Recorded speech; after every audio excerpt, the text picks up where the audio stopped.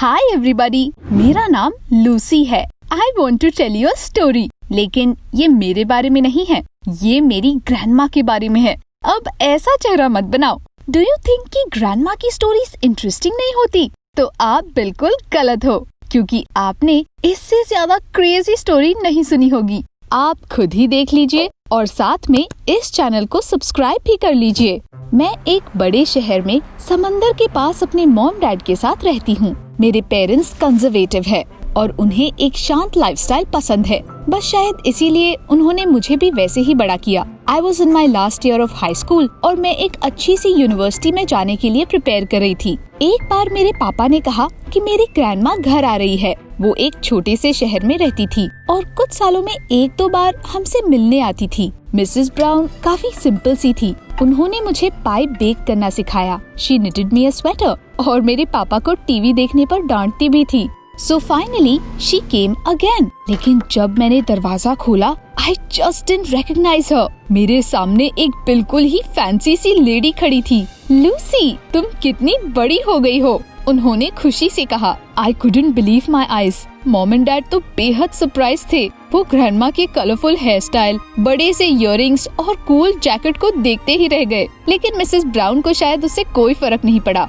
क्या वो सच में मेरी दादी थी? आखिर उन्हें क्या हुआ था? डिनर के समय उन्होंने खुशी से बताया कि अब वो योगा करती है और दुनिया भर में घूम रही है। I couldn't understand कि आखिर मेरी ग्रैंडमा को हो क्या गया था। वो इतनी चेंज्ड कैसे हो गई थी? मुझे लगा कि वो सिर्फ एक कहानी बना रही है। But why? डिनर के बाद ग्रैनी और डैड स्टडी रूम में गए और वहाँ काफी देर तक बातें करते रहे। मुझे ये थोड़ा सा अजीब लगा। मुझे थोड़ा सा शक हुआ। सोने से पहले मेरे डैड ने आकर मुझसे कहा, लूसी, मैं चाहता हूँ कि तुम मेरी मॉम की देखभाल करो। वो काफी कंफ्यूज लग रहे थे, पर उन्होंने मुझसे कुछ कहा नहीं।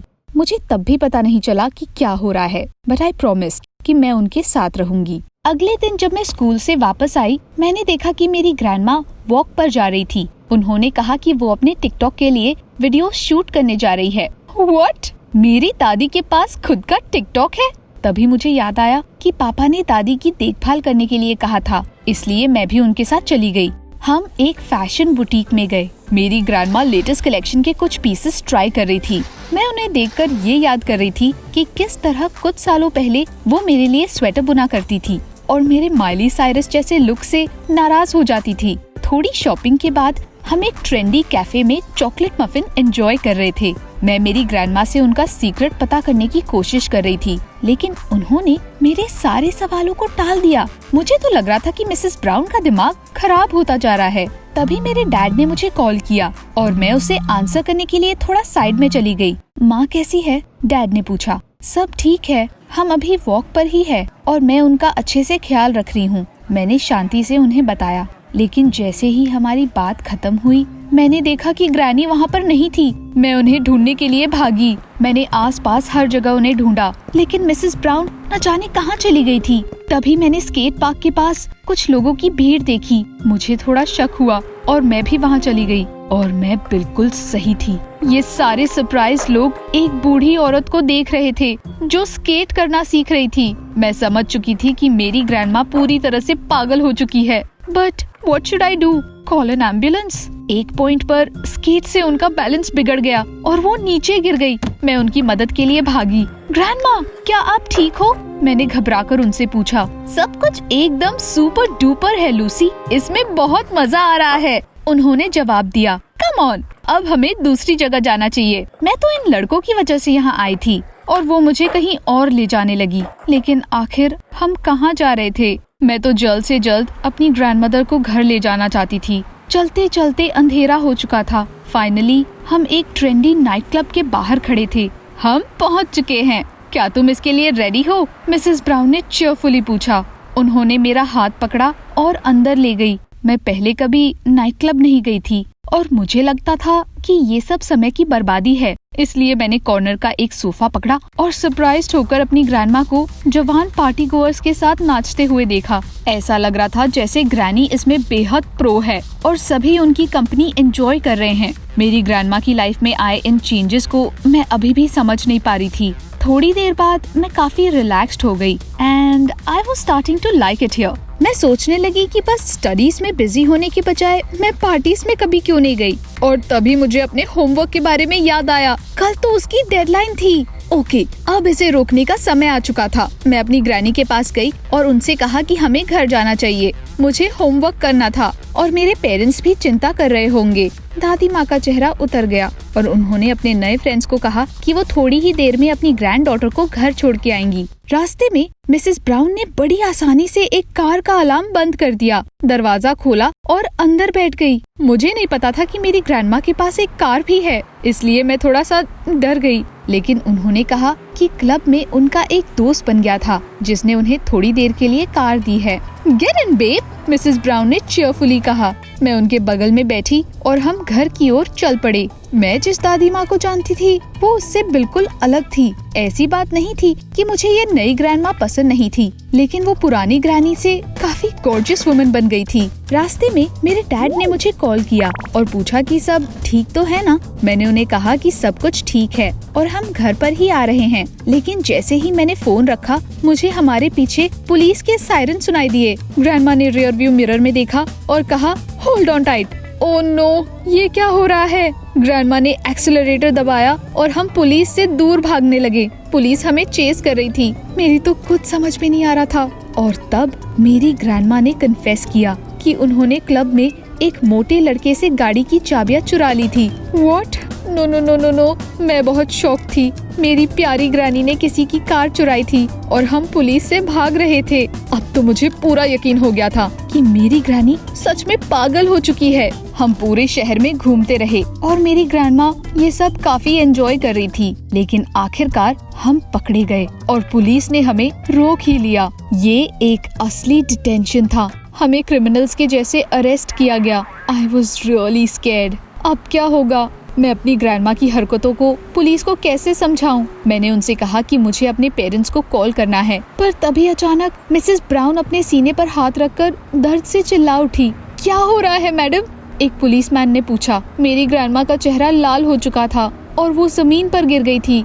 मैंने जैसे तैसे उन्हें संभाला। हेल्प प्लीज, हमें उन्हें हॉस्पिटल ले जाना होगा। पुलिसमैन ने मिसेस ब्राउन को उनकी गाड़ी में बिठाया। मैंने अपनी ग्रैनी से कहा कि आप चिंता मत कीजिए, सब कुछ ठीक हो जाएगा। लेकिन उन्होंने रिएक्ट नहीं किया। हॉस्पिटल पहुंचते ही तुरंत उन्हें एक वार्ड में ले जाया गया। पुलिस ऑफिसर एंट्रेंस के बाहर खड़े थे। मैंने उन्हें अपनी ग्रैंडमा से मिलने की परमिशन मांगी। आखिरकार मैंने किसी तरह डॉक्टर को मना लिया और मुझे थोड़ी देर के लिए ग्रैनी से मिलने की इजाजत मिल गई। रूम में आते ही मैंने देखा कि ग्रैंडमा बेड पर लेटी हुई थी।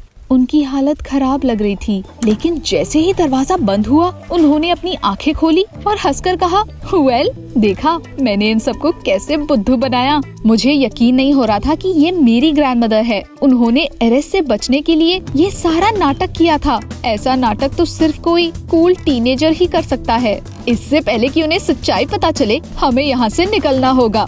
मिसेस ब्राउन ने अपनी चीजें उठाते हुए कहा। जब हम एक फायर एस्केप के नीचे जा रहे थे, तब ग्रैनी ने किसी को कॉल किया और हमें हॉस्पिटल के बाहर से पिकअप करने के लिए कहा। पता नहीं वो किससे बात कर रही थी, लेकिन पार्किंग लॉट में आते ही मैंने नाइट क्लब के लड़कों को देखा और समझ गई, ये मेरी ग्रैनी के नए फ्रेंड्स थे। उन्होंने हमें कार में बिठाया और हम वापस पार्टी के लिए निकल पड़े। हम समुंदर के किनारे एक लग्जरी मैंशन में पार्टी के लिए पहुँचे।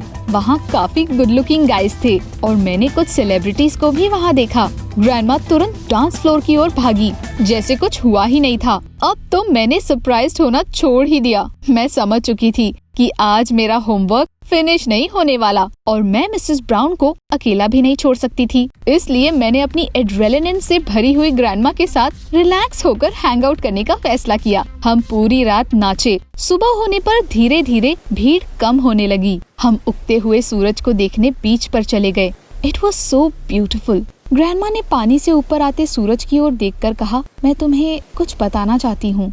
पता चला कि कुछ ही दिनों पहले डॉक्टर्स को उनके शरीर में एक जानलेवा ट्यूमर मिला था। मेरी ग्रैंडमा के पास अब ज्यादा समय नहीं था और तभी उन्होंने फैसला किया कि वो अपनी लाइफ को एंजॉय करेगी, क्योंकि उन्होंने सारी उम्र सिर्फ घर संभाला था। जब मैंने ये सुना तब मैं सब समझ गई। मैंने अपनी ग्रैनी को हग किया।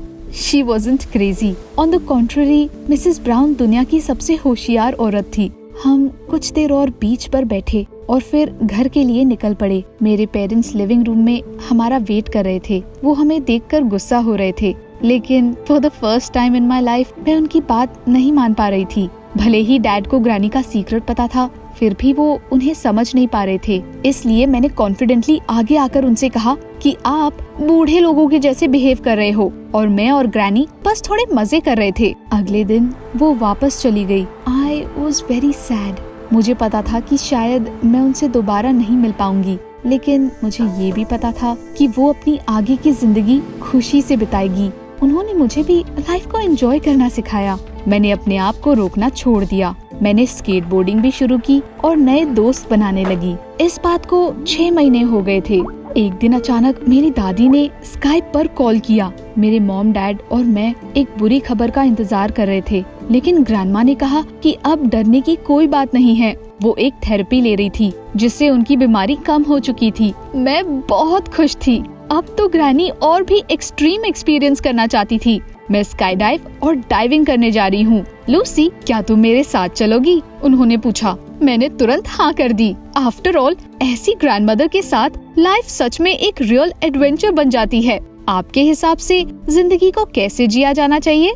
आपके थॉट्स को कमेंट्स में जरूर लिखिए। हम भी आपके कुछ आइडियाज ट्राई करना चाहेंगे।